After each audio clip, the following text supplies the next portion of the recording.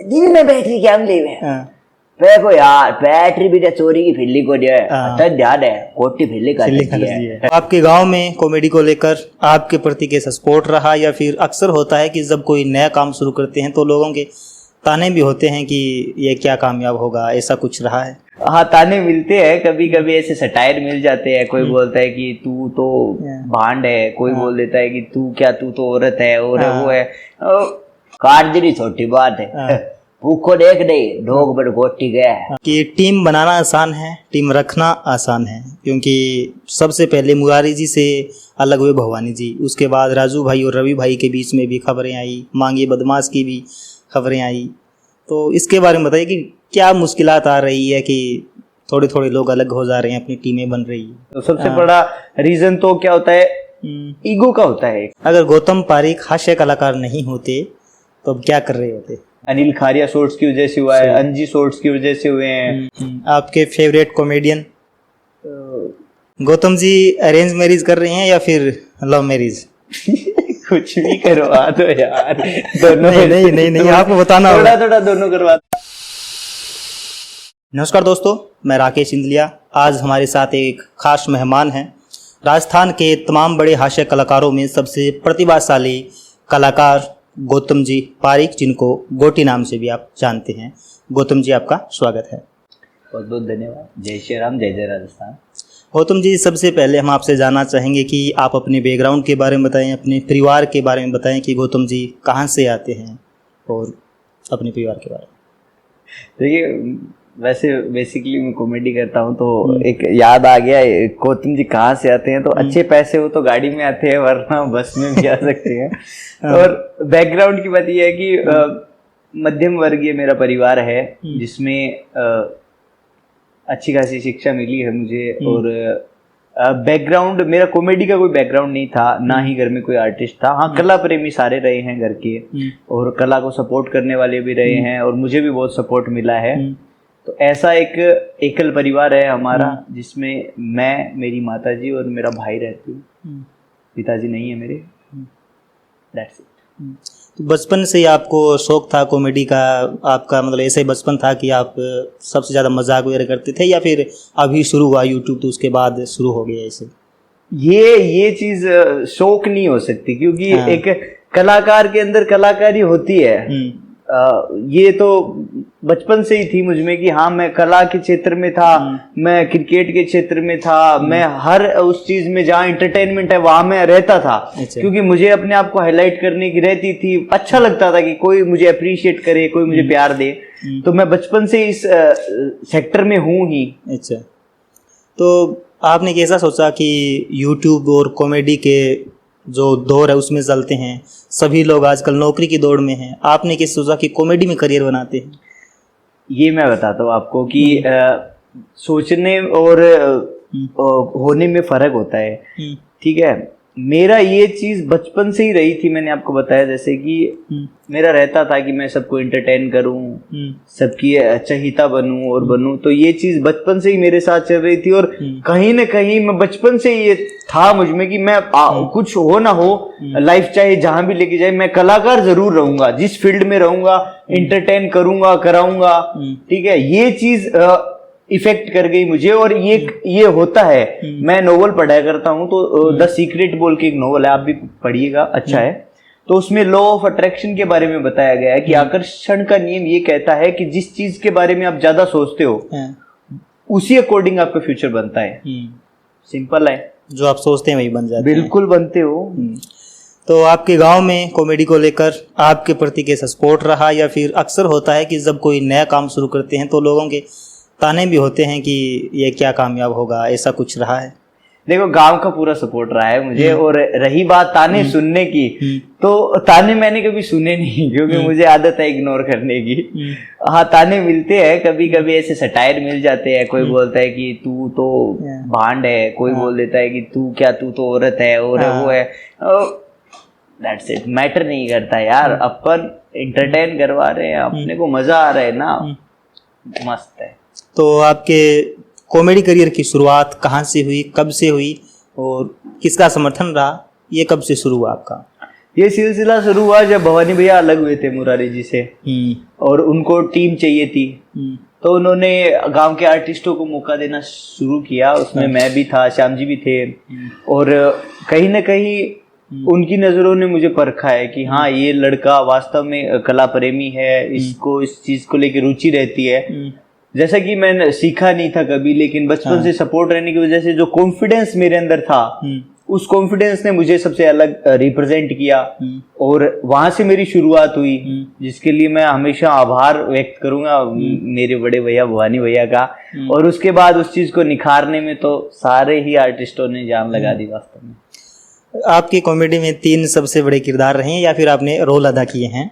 एक तो है गोटी, एक है पुहानी, और एक है गुनियो।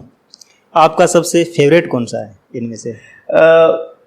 यार ये तो नाइंसाफी हो जाएगी। एक माँ से अगर पूछेंगे उसके तीनों बेटों में सबसे होशियार कौन है, तो मेरे तीनों ही किरदार मेरे फेवरेट है। मैं तीनों में अलग वाइब रखता हूँ, अलग जान रखता हूँ, लेकिन कहीं ना कहीं मैं मतलब शौक ढूंढना किसी किरदार को लेके, मेरे किसी किरदार को लेके, तो वो है गोटी का किरदार।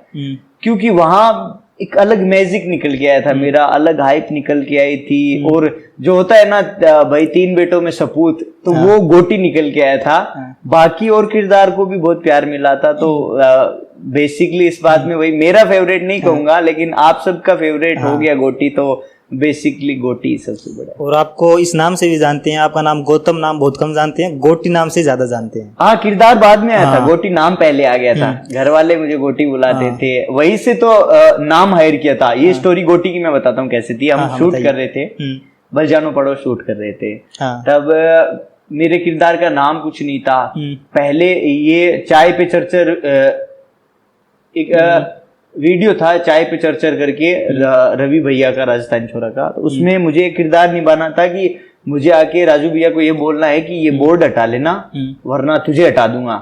मैं कहा यार भैया ये सिंपल हो गया, मैं कुछ एक्सपेरिमेंट करता हूँ। तो वो मुझे हमेशा से सपोर्ट करते थे कि हाँ यार तू कर एक्सपेरिमेंट, कुछ कर। तो फिर मैं आया राजू भैया के पास, तो राजू भाई राम राम है, राजू भाई राम राम, गटी राम राम, सवेरे जागड़ है आपने? हाँ भैया जागड़ है, तो आशा तू बड़े आशी गए वे आओ रात 4 बजे 4 जगड़े चा लेड़े चुपचाप चा दे दी। अरे तो भाई जागने थारे मैं 4 बजे तक क्या जागता रहूं? अरे जाग तो रह रहे, बोर्ड क्या लगा रखे है, हमारे यहाँ हमेशा चाय मिलती है, मैं आड़ लाग रही हूँ, चुपचाप 4 जगड़े चा दे रहे हो, बोर्ड बिठो ले रहे, स्टड बिठो जुड़ा। तो वहां से उन्होंने पिक किया इसको कि यार ये किरदार गजब है, वाइब आ रही है इसमें, और है।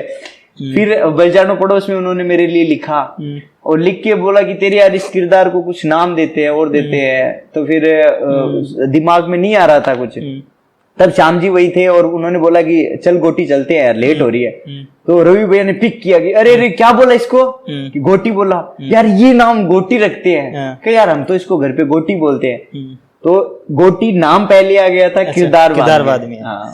और एक किरदार आपका भुगानी का जो आप करते हैं, जो एक महिला किरदार है जो बहुत ही फेमस है, और लोगों को ये यकीन नहीं होता है कि ये वाकई में औरत है या फिर गौतम जी इस रोल को निभा रहे हैं। तो आपके ये 3 किरदार रहे हैं, इनमें से सबसे जो फेमस 2 डायलॉग हैं वो आपको सुनाने, वो आपको पता है कि कौन से फेमस डायलॉग हैं? सुने हैं जिन 2 डायलॉग्स को लेके आज भी मुझे मतलब मेरी डिमांड होती है। वो 2 डायलॉग ये है, पहला तो ये है कि गोटी फिल्ली का तरजी है, दूसरा ये है कि कारजरी छोटी बात है, भूखो देख दे ढोक बड़ गोटी गया। तो ये 2 फेवरेट है। हाँ, ये आपके सबसे फेवरेट डायलॉग हैं, और सबसे ज्यादा इस कारण आपको जानते हैं, ये सबसे ज्यादा वायरल भी होते हैं। हाँ, काफी चले थे। फीलिंग वाला तो वो ऐसे रैंडम ही आ गया था। मैं बता रहा था ना कि मैं मेरी स्क्रिप्ट के साथ छेड़छाड़ कर लेता हूँ, और वाइब की वजह से मुझे वो फ्रीडम मिल जाती थी कि हाँ तुम कर सकते हो। सो सीन था गोटी फीलिंग खातिर जी, वो ऐसा था कि सुबह चोरी का सीन था, मुझे और राजू भैया को चोरी करनी थी बरजानो पड़ोस में। तो उस टाइम ना वो मैं बैटरी लेके घूम रहा हूँ दिन में, तो राजू बोलता है कि दिन में बैटरी क्या ले को यार बैटरी भी चोरी की फिल्ली को जो है ध्यान है, गोटी फिल्ली कर है। तो वहां से उस डायलॉग को इतनी रीच मिली कि भाई गोटी तो वास्तव में फीलिंग का तरजी है। और मैं बताता हूँ ऑनेस्टली कि ये कुछ डायलॉग है ना, जैसे कर दी नहीं छोटी बात, गोटी फीलिंग का तरजी है, ये डायलॉग मेरे प्योर नेचर से ही है, हाँ ठीक है ना। क्योंकि कभी कभी मैं बात की वैल्यू जब बड़ी होती है तो मैं ये कह देता हूँ यार कर दिन छोटी बात। और ये जो गोटी फीलिंग खातर जी है, ये भी मतलब मैं हूँ ऐसा ही हूँ, जहाँ मतलब मुझे एंटरटेनमेंट दिखता है, जहाँ मुझे आनंद आता है, जहाँ फीलिंग होती है। चाहे इमोशन तो हर इंसान में होते हैं, किसी भी चीज के हो, मुझे जहाँ अपने इमोशन को प्रायोरिटी देनी होती है ना, मैं वही रुक जाता हूँ। शायद इसी वजह से मैं मतलब भाई गाड़ी नहीं ला रहा, लग्जरी लाइफ नहीं जी रहा, क्योंकि मैं कहीं ना कहीं इमोशन की ज्यादा वैल्यू करता हूँ। सो अब आपसे आपकी टीम पर आते हैं कि टीम बनाना आसान है, टीम रखना आसान है, क्योंकि सबसे पहले मुरारी जी से अलग हुए भवानी जी, उसके बाद राजू भाई और रवि भाई के बीच में भी खबरें आई, मांगे बदमाश की भी खबरें आई। तो इसके बारे में बताइए कि क्या मुश्किलात आ रही है कि थोड़े थोड़े लोग अलग हो जा रहे हैं, अपनी टीमें बन रही है, इसके पीछे क्या कारण है? टीम बनाना मुश्किल है, टीम रखना मुश्किल नहीं है। क्योंकि रखने में होता है कि हाँ यार किसी के साथ अपना टाइम स्पेंड हुआ है तो अपन ना उस चीज को कैरी कर ले, कोई दिक्कत नहीं है। लेकिन इंसान कदर नहीं करता, इंसान कदर तब नहीं करता जब उसके पास वो चीज होती है। तो टीम बनाना मुश्किल है। टीम बनाने के लिए जो आर्टिस्ट हमें पिक करने होते हैं उनमें स्ट्रगल लगता है, उनमें चीजों की वैल्यू करनी पड़ती है। आर्टिस्ट कहाँ से मिलते हैं और सब चीजें थोड़े टाइम लगता है। लेकिन उसको कैरी नहीं कर पाते। क्यों? क्योंकि जब पास होता है तो उसकी वैल्यू नहीं करते, है ना। तो टीम बनाना सबसे मुश्किल है मेरी नजरों में। टीम बनाए रखना इतना मुश्किल नहीं है, क्योंकि बन गई ना उस चीज को तो वापस सुधारा भी जा सकता है, लेकिन चीज को बनाया नहीं जा सकता बार बार। तो कोई ऐसा कोई कारण थोड़ा सा बताएंगे कि क्या ऐसी वजह रही है जिसके कारण गोगा सर में सबसे ज़्यादा कॉमेडियन निकल रहे हैं पर एक साथ नहीं रह रहे हैं? पहले एक साथ काफ़ी आते थे, अब थोड़े से अलग हो गए हैं, तो कोई ऐसा रीज़न है क्या? नहीं, रीजन बहुत है मेरे पास। मैं ऐसे कोई कंट्रोवर्सी से डरता नहीं हूँ। मैं स्टिक एंड स्टाइल बात करते तो सबसे बड़ा रीजन तो क्या होता है, ईगो का होता है एक आर्टिस्ट के लिए, ठीक है, कि हाँ यार ये ईगो है मेरा, मैं इस चीज पे कैरी करूं। मैं किसी दूसरे का एग्जांपल क्यों दूं, खुद पे ही दे देता हूँ। भाई मेरी टीम से हाल फिलहाल राकेश अलग हुए, तो रीजन यही था कि जाहिर सी बात है कि भाई काम है जहां काम है, दोस्ती है जहां दोस्ती है, दोनों चीजों को आप साथ में कैरी नहीं कर सकते, ठीक है ना। तो राकेश से अलग होने का सबसे बड़ा रीजन यही था कि भाई हमारे धंधे के बीच में हमारी दोस्ती ज्यादा इफेक्टिव हो रही थी, ठीक है, चीजें लॉस में जाने लग रही थी और थी। तो भाई वहां जाते मैंने भी हाथ खींचे थे। मैं कह देख राकेश, अपनी दोस्ती अलग जगह है लेकिन अपना बिजनेस अलग जगह है भाई, ठीक है। और उस चीज के चलते भाई जब तक राकेश ने कैरी किया उस चीज को कि हाँ यार दोस्ती है तब तक ठीक थी। जिस दिन राकेश भी बिजनेस पे उतरा तो वो चीज बिखर गई। यही सभी के साथ होता आ रहा है, ठीक है। राजस्थानी छोरा से अगर रवि भैया अलग हुए थे तो यही कारण था कि भाई हाँ तीनों ने मिल की टीम बनाई थी। रवि भैया, राजू भैया और संदीप भैया फेसबुक पे मिले थे, उन्होंने मिल के टीम बनाई थी। फिर जब ऐसा हुआ कि हाँ कुछ ग्रो होने लग गया, बिजनेस बनने लग गया ये, तब फिर एक आर्टिस्ट को ऐसा लगा कि हाँ यार ये वैल्यू मेरी है। खुद वैल्यू करने लग जाता है ना इंसान जब खुद की, तब सामने वाला उस चीज को कैरी नहीं कर पाता है। जाहिर सी बात है भाई, आज आपके पास और भी आर्टिस्ट मिलते होंगे और होते होंगे, सभी आपको एक जैसे नहीं मिलते, ठीक है ना। कोई इंसान अपनी वैल्यू अलग करता है, कोई अपनी वैल्यू अलग करता है, और करनी भी चाहिए। सही है, कुछ जगह अपनी वैल्यू करनी भी चाहिए, कुछ जगह नहीं भी करनी चाहिए। तो ये तो अपनी मेंटेलिटी पे है। हाँ, बिखरना और बनना प्रकृति का नियम है। मैं ये नहीं कहता कि हाँ कोई अलग हो गया तो गलत है, कोई साथ रह रहा है तो गलत है, कुछ नहीं। गौतम भाई, आपने बहुत से कलाकारों के साथ काम किया है, सबसे अच्छा एक्सपीरियंस, सबसे खराब एक्सपीरियंस किनके साथ रहा है, और सबसे ज़्यादा किन से सीखने को मिला है आपको? आपके साथी कलाकारों की बात कर रहा हूँ। सबसे अच्छा एक्सपीरियंस अगर मेरा रहा है तो मेरा रहा है राजस्थानी छोरा टीम के साथ, ठीक है। उसमें संदीप भाई से कुछ ज्यादा सीखने को मिला, रवि भैया से भी बहुत ज्यादा सीखने को मिला, भवानी भैया से भी बहुत ज्यादा सीखने को मिला। और खराब एक्सपीरियंस मेरा मेरी ही टीम में रहा है। अच्छा। जब से मैंने खुद की टीम स्टार्ट की, तो खुद का सेटअप स्टार्ट किया, तब मेरा सबसे खराब एक्सपीरियंस रहा है। तब मुझे बहुत ज्यादा सीखने को मिला है, बहुत ज्यादा चीजें मेरे सामने आई है।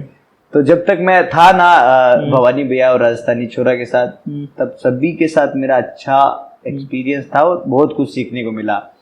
जो गलत हुआ है सब मेरा अलग होने के बाद ही हुआ है। तो आप बताइए कि कॉमेडी वीडियो बनाने में लगभग हम देखते हैं 10-15 मिनट के वीडियो आते हैं, उसमें कितनी मेहनत लगती है? स्क्रिप्टिंग, एडिटिंग, शूटिंग, लोग जानना चाहते हैं कि कितनी मेहनत है इसके पीछे। अच्छा, मेहनत मेरी बतानी है कि पूरा टीम वर्क एक वीडियो तैयार होता है उसमें? पूरी मेरी टीम की मेहनत मेरी करीबन लग जाती है 5 से 7 दिन। उसमें क्या होता है कि हम एक कॉन्सेप्ट को पहले दिमाग में फिल्टर करते हैं कि हाँ ये ऐसा कॉन्सेप्ट हो सकता है, फिर उसको हम राइटिंग के लिए डालते हैं कि हाँ इसको लिखेंगे। तो राइटिंग में उसमें डायलॉग ऐड करते हैं, फिल्टर करते हैं, तो 2 दिन 3 दिन लग जाते हैं। उसके बाद उसकी शूटिंग होती है 2 दिन 3 दिन की, और उसकी एडिटिंग होती है 2-3 दिन की। तो ऐसा करके 6 से 7 दिन एक कॉन्सेप्ट पे आराम से हो जाते हैं, अगर 10 मिनट का बढ़िया कॉन्सेप्ट है तो। वरना तो कुछ रैंडम लेके निकल जाओ कैमरा, रेड पे गैस बाढ़ नहीं हो सकती बाजे, अगर बाढ़ा तो एक दिन में भी हो जाए 10 मिनट को। लेकिन मेहनत अगर सही तरीके से करी जावे, सही कॉन्सेप्ट लेके वर्क करा, तो आराम 6-7 दिन को टाइम लगे। आपका अपना भी चैनल है, उसमें आप ही स्क्रिप्ट लिखते हैं क्या? हाँ, वो काफी टाइम हो गया, मतलब मैं खुद भी स्क्रिप्ट लिखी, आर्टिस्ट कनु ली भी। तो भी मैं ज्यादा स्क्रिप्ट में खुद ही लिखता, मैं और राकेश बैठ के लिखा करता।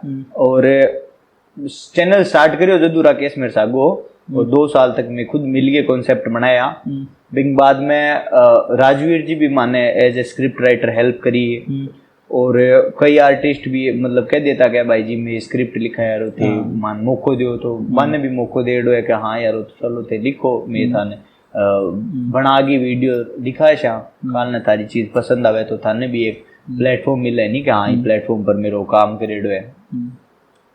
अच्छा, अगर गौतम पारीक हास्य कलाकार नहीं होते तो अब क्या कर रहे होते, क्या करिए बता? अच्छा, हास्य कलाकार यूट्यूब पे नहीं होते तो क्या? कॉमेडियन नहीं होते तो? कॉमेडियन नहीं होते एज ए प्लेटफॉर्म, तो भी वो कलाकारी ही करते, कहीं ना कहीं कुछ ना कुछ एंटरटेन करते ही मिलते आपको। मैं बता रहा हूँ ना, मैं फीलिंग्स का गुलाम हूँ, मजे का गुलाम हूँ, तो मैं कहीं ना कहीं मजे करता या करवाता, बस यही चीज चलती मेरे जिंदगी में। इसके अलावा कोई शौक है? बहुत शौक है। इसके अलावा मुझे लिखने का शौक है, गाने का शौक है, डांस का शौक है, क्रिकेट अच्छा खेल लेता हूँ मैं। बस यही, फिटनेस का भी शौक है, मैं बॉडी बनाने में ध्यान देता हूँ, थोड़ा डाइट वगैरह कंट्रोल करता हूँ। गौतम भाई, आपके कॉमेडी या फिर आपके निजी जीवन में कोई सबसे बड़े उतार चढ़ाव रहे हैं जिन्हें आप शेयर करना चाहें, खासकर यूट्यूब पर आने के बाद? यूट्यूब पे आने के बाद उतार चढ़ाव मुझे जहां तक लगता है, उतार चढ़ाव इंसान अपने मेंटल लेवल से ले लेता है। पता नहीं क्यों लोग डिप्रेशन में चले जाते हैं, पता नहीं क्यों लोग ऐसा बोल देते हैं कि बैड टाइम चल रहा है और चल रहा है। मुझे कभी बैड टाइम लगा ही नहीं, क्योंकि कोई टाइम पे मेरा पीक था जब मैं काफी अच्छे पैसे कमाता था, काफी अच्छा चलता था। अभी मैं मेरे दूसरे धंधों पे ध्यान दे रहा हूँ, आप देख रहे हो मेरे कॉमेडी वीडियोस इतने नहीं आ रहे, ठीक है। तो जो आर्टिस्ट सोचे तो वो उसका बैड टाइम है कि हाँ वो कॉमेडी नहीं कर रहा, वो उसका बैड टाइम है। मुझे नहीं लग रहा कि मेरा बैड टाइम है। क्योंकि मैं खुश रहता हूँ यार, मेरे लिए सक्सेस की मीनिंग अलग है, ठीक है। पैसा हर कोई कमा सकता है यार, पैसा कहाँ नहीं है, पैसा कचरे में भी पैसा है, कहाँ से भी ले आए, लेकिन एक खुश रहना, सेटिस्फेक्शन, वो मैंने हर लेवल पे देखा है, ठीक है। सबसे मेरा बुरा टाइम था ना, वो मेरा उस टाइम था जब मेरे पिताजी बीमार हो गए थे। उस टाइम मैं सीरियस हो गया था लाइफ को लेके, और मैंने देख लिया ये चीज कि सीरियस होने से कुछ नहीं होता, जो चीज नसीब में होती है वो वैसे ही रहेगी, ठीक है। जिम्मेदारी उठाना सीख लो, बस सीरियस होने का मतलब जिम्मेदारी उठाना सीख लो। उस टाइम से मैंने जिम्मेदारी उठाना सीख ली, मैंने चीजों की वैल्यू करना सीख ली, और मैं समझ गया कि हाँ किस हद तक पैसा काम आएगा, किस हद तक आपकी सेटिस्फेक्शन, ब्रेन की सेटिस्फेक्शन काम आएगी, किस हद तक आपका आनंद आपको मजे देगा। तो ये अलग अलग सेक्टर बन चुके हैं मेरे दिमाग में कि हाँ मैं जहां चाहूँ ना वहां रह सकता हूँ, जैसे चाहूँ वैसे स्ट्रगल कर सकता हूँ। तो बुरे टाइम के रूप में वो सिर्फ इतना ही देखा है मैंने। आज से 3-4 साल पहले कॉमेडी वीडियो में अगर इस फील्ड में आते हैं तो पहले कितनी प्रतिस्पर्धा थी, आज किस में कितनी है, ज़्यादा है, कम है, मेहनत कम है या ज़्यादा है? ज्यादा है प्रतिस्पर्धा, day by day sources improve हो रहे हैं, आर्टिस्ट इम्प्रूव हो रहे हैं, प्रतिस्पर्धा ज्यादा है, लेकिन ऑप्शन भी बहुत ज्यादा हो गए। पहले जैसे हम लोग स्टार्ट कर रहे थे तब हमें बड़े वीडियो बनाने पड़ते थे क्योंकि शॉर्ट्स का जमाना नहीं था। आज अगर कहीं प्रतिस्पर्धा बढ़ी है तो शॉर्ट्स का ऑप्शन भी मिल गया कि हर आर्टिस्ट अपने मोबाइल में वीडियो बना के 15 सेकंड में अपना जलवा दिखा सकता है। तो जितनी प्रतिस्पर्धा बढ़ी है उतने ऑप्शंस भी बढ़े हैं, और ऑप्शंस की वजह से नए नए आर्टिस्ट देखने को मिले हैं। बनवारी लाल जी और ये पंकज जी, ये शॉर्ट्स की वजह से हिट हुए हैं। अनिल खारिया शॉर्ट्स की वजह से हुआ है, अंजी शॉर्ट्स की वजह से हुए हैं। बहुत सारे आर्टिस्ट हैं जो मेरे कांटेक्ट में हैं, उनके शॉर्ट्स बड़े अच्छे हैं। अब बड़े वीडियो में वो मतलब इतना इफेक्ट नहीं डाल पाते, लेकिन हाँ बड़े वीडियो भी वो अच्छे चलते हैं, उनके अच्छे बनाते हैं। तो ये आर्टिस्ट जब शॉर्ट से पिक हो गए ना तो वो फिर अलग अलग लेवल पे अपना काम कर सकते हैं। ये चीज आज के समय में अगर आपकी फील्ड में कोई आना चाहे तो उन्हें क्या राय मशवरा देंगे? क्योंकि आजकल लड़के हर किसी को लगता है कि हम कॉमेडी वीडियो बना सकते हैं। इनमें कितना धैर्य रखना पड़ता है, कितना मुश्किल है, क्या कुछ करना पड़ता है, अगर आप थोड़ा बहुत लोगों को बताएं। क्योंकि आजकल ऐसे बच्चे जो पढ़ाई कर रहे हैं वो बच्चे भी इस फील्ड में आ जा रहे हैं, 1-2 साल करते हैं अपना वक्त खराब और उसके बाद कहीं और लग जाते हैं। देखिए मैं कोई ऐसे हूँ नहीं इतना कि मैं किसी को वो गाइडेंस दे सकूं, लेकिन अगर कोई मुझे देख के फॉलो करना चाहिए तो मैं बताता हूँ कि स्टडी आपकी चलती रहनी चाहिए। ठीक है, मैं 12th से वीडियो बनाने स्टार्ट कर दिए थे मैंने, लेकिन उसके बाद भी मैंने बीकॉम और एमकॉम की ग्रेजुएशन कंप्लीट कर ली, और अभी भी मैं सोच रहा हूँ कि मैं एलएलबी करूँ। तो पढ़ाई तो अपनी चलती ही रहनी चाहिए, उसमें कोई दिक्कत नहीं है। आपको बनाना है तो उसके लिए आपको ये होना चाहिए कि हाँ डेडिकेशन होना चाहिए कि मुझे इतने दिन में ये काम देना ही देना है। दूसरा, क्वालिटी के साथ कॉम्प्रोमाइज मत करो। ठीक है, क्वालिटी के साथ कॉम्प्रोमाइज ऐसे मत करो कि अपन अपने दिमाग में एक सेक्टर बना लेते हैं कि जब मैं फेमस हो जाऊंगा ना तब मैं एक हिट वर्क दूंगा। हिट वर्क दोगे तब फेमस होगे। सही, ठीक है ना, ये थ्योरी उल्टी है। तो जब भी कोई आर्टिस्ट आना चाहिए इस फील्ड में तो अपने पेशेंस को लेके आओ कि हाँ मैं डेडिकेटेड रहूंगा कि मुझे 2 साल 3 साल इस पे मेहनत करनी है। दूसरा कि कोई चीज आपको बाध्य नहीं करेगी, आप काम करके भी कर सकते हो, स्टडी करके भी कर सकते हो। ठीक है, तो ये चीज आप मत दिमाग में लाओ कि मैं स्टडी वर्डी छोड़ के करूं। तीसरा चीज कि क्वालिटी वर्क पे आप काम करो कि हाँ मेरे कॉन्सेप्ट में क्वालिटी होनी चाहिए। सही, ठीक है ना, नकल में भी अकल होनी चाहिए। लोग खुद का नहीं बना पाते, कोई दिक्कत नहीं, लेकिन जब दूसरे का भी पेश करे ना तो सामने वाला कह दे कि यार इसने मेरा लिया लेकिन यार इसने बड़ा गजब किया है यार। तो यही सीधा सा सक्सेस का फॉर्मूला है मेरे लिए। अब आ जाते हैं रैपिड फायर पर। मैं सवाल पूछूंगा और आपको एक शब्द में उनके जवाब देने हैं। गौतम पारिक जी के सबसे फेवरेट अभिनेता या फिर अभिनेत्री कौन है? हृतिक रोशन फेवरेट अभिनेता, अभिनेत्री भी श्रद्धा कपूर है मेरी फेवरेट। आपके फेवरेट कॉमेडियन? राजपाल यादव। और मैं राजस्थान में पूछूंगा, 4 ऑप्शन दूंगा, फेवरेट कॉमेडियन है, उसके अलावा भी आप ऑप्शन चूज कर सकते हैं। मुरारी जी, ख्याली सारण जी, गौतम जी पारिक खुद और भवानी जी।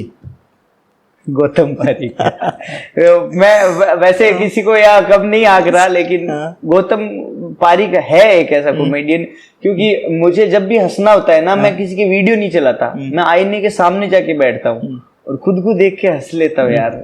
है चलो अब इसको थोड़ा सा और कर देते हैं कि आपके अलावा राजस्थान में। अच्छा, मेरे अलावा मेरा फेवरेट कॉमेडियन भवानी भैया है।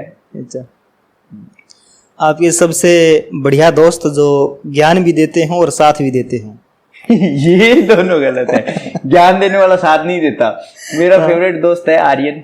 अच्छा, और दूसरे बुरा मान जाएंगे क्योंकि मेरा सर्किल बहुत बड़ा है, लेकिन मैं उसके साथ बचपन से रहा हूँ। बचपन से जब फर्स्ट थे ना, बड़ी लंबी यारी है हमारी, और वो ज्ञान बहुत देता है, साथ भी देता है, ऐसी बात नहीं है, लेकिन ये रेयर कॉम्बिनेशन होता है, ज्ञान देने वाला और साथ देने वाला। थैंक गॉड कि हाँ आर्यन मेरे पास है, मेरा एक जिगरी दोस्त है, तो काफी अच्छा है। गौतम जी के सबसे ज्यादा दिल के करीब कौन है? मेरी माँ। बहुत बढ़िया। गौतम जी अरेंज मैरिज कर रहे हैं या फिर लव मैरिज? कुछ भी करवा दो यार, दोनों। नहीं, आपको बताना थोड़ा दोनों करवा दो। एक शब्द में बताना आपको। अरे यार एक शब्द भी बताना होगा, लव मैरिज।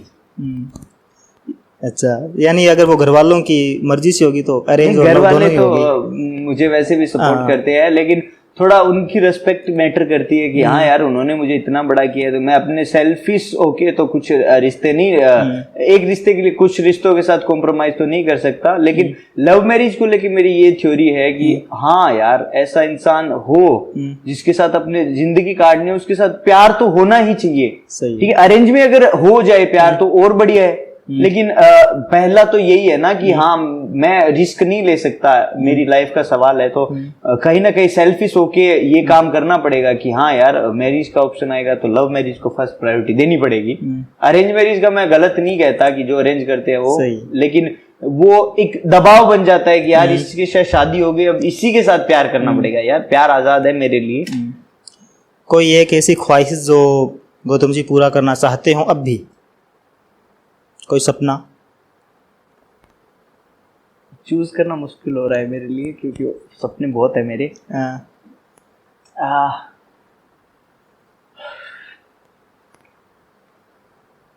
वर्ल्ड का सबसे अमीर और सबसे खुश इंसान बनना चाहता हूँ। अच्छा, दोनों रेयर कॉम्बिनेशन है।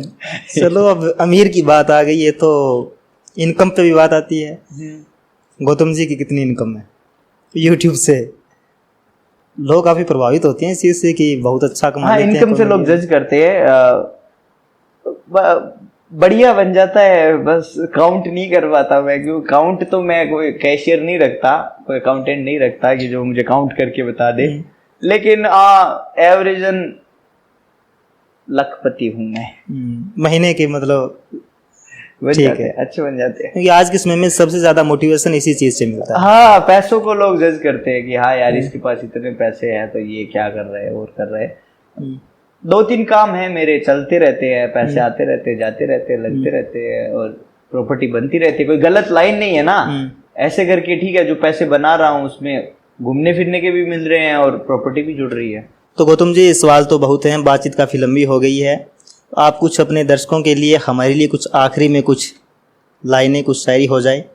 ये काफ़ी अच्छा मुझे पॉइंट दिया है। अभी तक मुझे किसी ने इतना स्पेस नहीं दिया था कि मैं कुछ अपने दिल की सुनाऊं। मैं लिखने का शौक भी रखता हूं, तो मैंने कुछ ऐसा लिखा था कि बंद आंखों से तो सभी को अंधेरा दिखता है, बंद आंखों से तो सभी को अंधेरा दिखता है, आंखें खोल और भ्रम दूर कर ले। वाह। बंद आंखों से तो सभी को अंधेरा दिखता है, आंखें खोल और भ्रम दूर कर ले। कलाकारी अपनी जगह है भाई, अगर जिंदगी जीनी है तो शर्म दूर कर ले। बिल्कुल, कलाकार के लिए तो बहुत पहली चीज है जो होनी चाहिए। बिल्कुल, सभी के लिए जरूरी है कि जिंदगी जीनी है तो शर्म दूर कर ले, क्योंकि अपन शर्म के मारे कुछ नहीं कर पाते, कुछ नहीं कह पाते, तो ये चीजें यही रह जाएगी यार। अपने पास एक सफिशिएंट टाइम है, ठीक है, उसमें जो दिल कहता है ना वो करो, दिमाग कहता है वो मत करो, ठीक है ना। दिमाग जज करता है चीजों को कि यार ये ऐसे है तो इसको ऐसा बोलना चाहिए, और दिल कभी गलत राय नहीं देता यार। दिल हमेशा, दिल का सुन के अपन कुछ करेंगे तो उसका पछतावा भी नहीं होगा, और दिल हमेशा सही ही देगा।